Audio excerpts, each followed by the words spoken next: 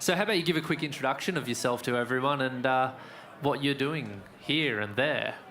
So Lassie and I are working out of the office in Los Angeles.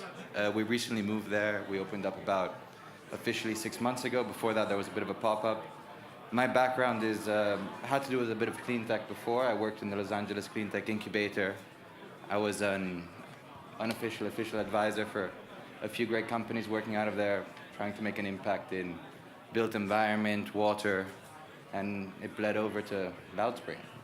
It did. And that's where we met, was in the Los Angeles Clean Tech Incubator, as well as a couple of beers at a cool German bar one time, I think I remember. I think we actually met in South America. Oh, yeah, we met there too. We've been getting around. Well, you're going to learn more about Antonio and some of his interesting pastimes that are delicious. So what kind of, in your opinion, I guess for everyone here who wants to understand the reasons behind the California decision, what, in your opinion, are some of the opportunities for Loudspring and the portfolio of companies in that part of the world? Well, part of this going Loudspring has been an international approach. Our core is a Finnish company, but as we continue to move forward and the years pass on, markets are becoming international. So it's sort of a concept of homegrown but global reach. And just because a company is headquartered in Helsinki or Stockholm or Berlin or Beijing doesn't mean that that company doesn't have the tools to reach both capital and customer markets that are global. So it's sort of outward growth, inward development. And Lassie and I are kind of making good on this Loudspring promise of providing a platform for our portfolio companies, because as Loudspring, we are able to reach in places where portfolio companies individually would not be able to. And it's part of us adding this value added beyond investing, which is something that we're focusing on more and more. Yeah, and we are actually we're going to be having another event there, I believe, in January, much in the same as this Sexy Truth theme. We're going to take to California and see what we can do with it there, right? Depends how this goes. Huge success. So I guess one of the other things I wanted to touch on with you, California is a pretty dry place. It's no secret. It always struggles with drought. Do you have anything to add for the audience maybe that might shed some light on the opportunities for our water-based or, portfolio companies focused on water efficiency? Well, when it comes to water in California, we're kind of at a stage where we need water more than we can verify where the water comes from.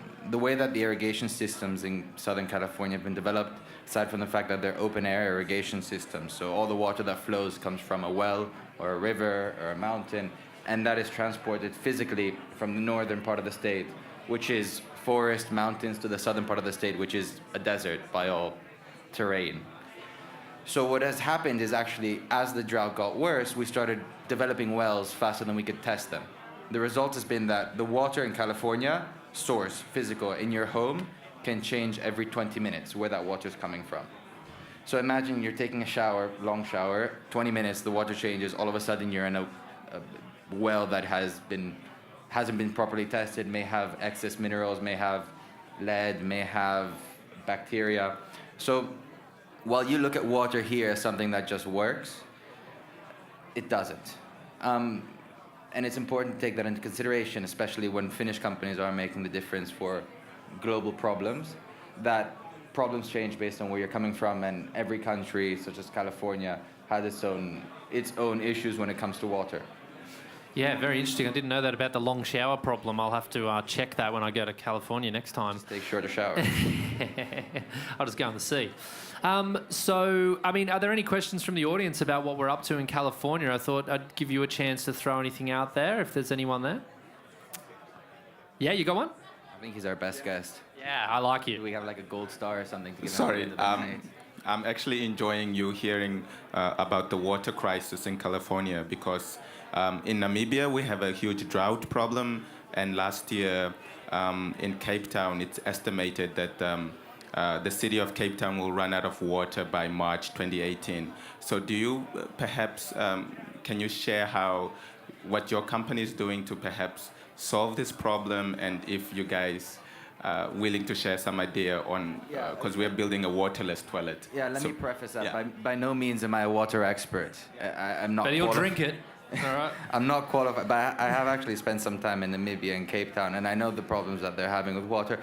When it comes to water, like every other resource that we use, even if Cape Town will run out of water, the end problem is that they're producing more fresh water than they're actually using, because a lot of water is going to waste. It doesn't matter what part of the population is wasting, even though it is probably the top 5% is wasting 95% of the water, but there is water being produced. It's providing an ability to recycle that water, but it's also a passing of the age for these capital-intensive sort of monolithic infrastructures that have been built with billions of dollars behind it, government grants, which end up treating the water 10, 20, 30 miles away from when it's actually being consumed. What some of our companies are working towards is moving towards more of a satellite system where each individual home or territory or neighborhood is able to actually somewhat retreat its own water and make it healthy for use. This sort of local treatment of water will result in a much more efficient grid. So it all plays back to this sort of resource efficiency and changing the dynamic between the home and the grid, where it's no longer just a consumption and production, but more of a coexistence. And I mean, that's where everything is moving. There is no room, especially in Namibia, where Namibia has already some important infrastructure built. Cape Town is an infrastructured city, but there's a bunch of places around the world where it's no longer feasible based on current technologies to build these huge infrastructure projects, multi-billion-dollar water treatment facilities. There needs to be a better solution. So how are we going to use our technology to build a better solution for these upcoming territories? I mean, the 1.5 billion people that are going to come online to the middle class in the next 10, 15 years are going to pose a big water problem, and we can't keep solving it the way that we've been solving it in the past. Yeah, that's great. Very insightful. Plus, we'll also have Sophie Filtration on the stage in a little while, and that's their main focus, is industrial process water. So thanks for the question on that. Thank you, Antonio, for joining me for this quick session on the stage.